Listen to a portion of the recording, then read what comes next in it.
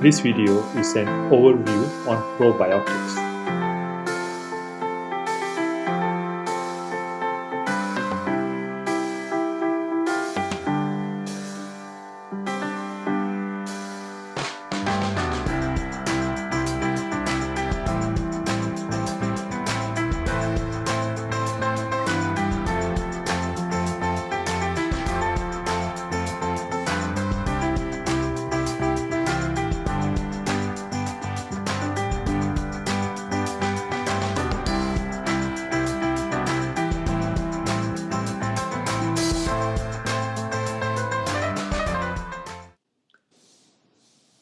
There are nearly 40 trillion microorganisms, mainly bacteria, in the intestines, which consists of nearly 1,000 different types or species. These microorganisms create a microecosystem called microbiome. Probiotics are living organisms that, when administered in adequate amounts, confer a health benefit. Probiotics could be bacteria or yeast. What are the health benefits of probiotics? It helps to strengthen the immune system. It is estimated that 70% of the body's immune cells are located in the gut. It helps to strengthen the intestine barrier. It prevents harmful bacteria from multiplying. Probiotics prevents harmful bacteria from attaching to intestine lining. It reduces inflammation in the intestines. It reduces pain perception in the intestines. It maintains normal level of beneficial short-chain fatty acid in the intestines, which is important for the health of intestine cells.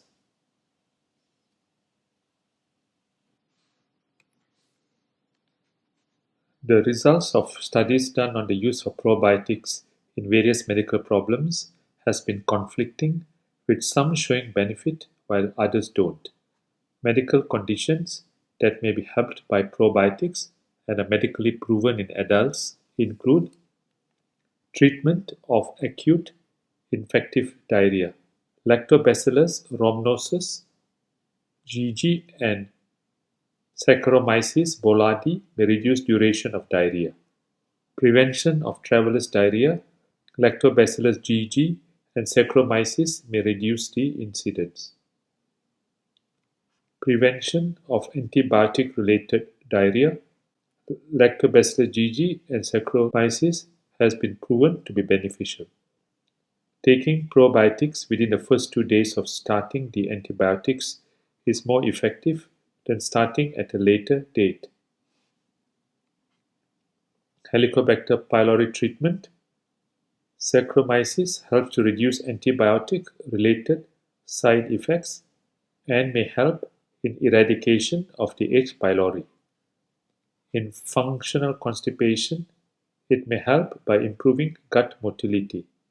Try probiotics for 1 month and see whether there is any improvement. In the irritable bowel syndrome, it may help in reducing abdominal pain and bloating and improving general well-being. Try for 1 month and see whether there is any improvement. Prevention of Clostridium difficile diarrhea, which is due to bacteria, and this condition affects mainly people with a low immunity.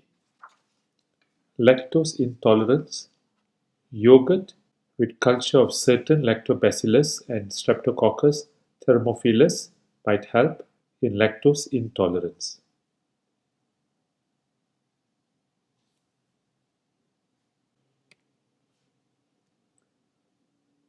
More research needs to be done before probiotics can be recommended in the following conditions listed below.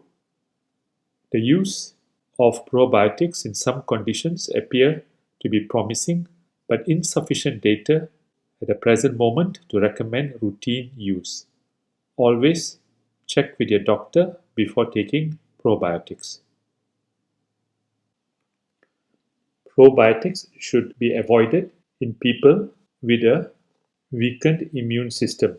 For example, after chemotherapy, serious illness, recent surgery, because of the risk of developing a serious infection is high. Are there any side effects of using probiotics? A small proportion of people might experience gas, bloating, and stomach pain when probiotics are started. Fortunately, it is temporary. This image shows the common probiotic-rich fermented foods. However, fermented foods that contain live culture of bacteria do not typically contain proven probiotics. Also, many strains of bacteria in fermented foods often do not survive the transit through the stomach and small intestines to reach the large intestine. Also, in most of these fermented foods, there's insufficient counts or CFU of bacteria. However, some strains of probiotic in yogurt do survive the journey. How much probiotics should one take? An average of 5 to 10 billion CFU or colony-forming units per day seems to be the ideal amount. Remember that too much of probiotics may not be good because it may cause bloating, gas, and stomach pain. Too many different strains of good bacteria may not be good as the different bacteria compete with each other and sometimes cancel each other out. Probiotics in capsule, tablet, and yogurt tend to survive in stomach acid better than powder or liquid. How should one take probiotics? Lactobacillus and bifidobacterium should be taken at least 30 minutes before a meal, and Saccharomyces can be taken with or without a meal. If 2 capsules are to be taken, it is better to split the doses at different times, one in the morning and the other in the evening. This table shows the types of commercially available probiotics. The name of the probiotics is given here, the content of probiotic within the preparation, the amount of CFU or colony forming units, and whether refrigeration is needed.